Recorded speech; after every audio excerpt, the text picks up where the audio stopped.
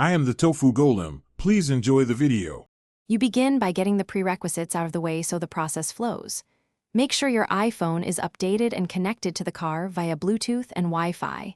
This lets the proxy app communicate. Once done, open the CarPlay proxy or attach the adapter and grant permissions. The proxy creates a virtual CarPlay session so Apple Maps can output to the Tesla screen.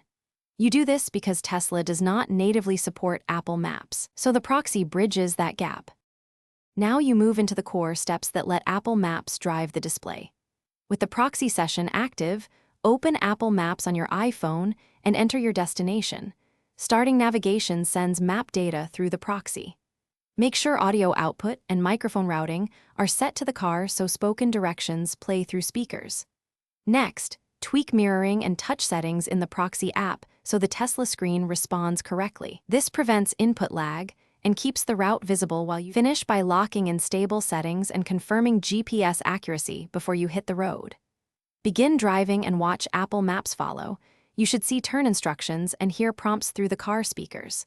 If something fails, restart the proxy, reconnect cables or Bluetooth, and reduce proxy resolution to cut lag. If audio is missing, check iPhone volume, car input selection, and microphone permissions. These quick checks resolve most issues, so Apple Maps stays reliable on your Tesla. Thanks for watching. Consider subscribing if we helped you today.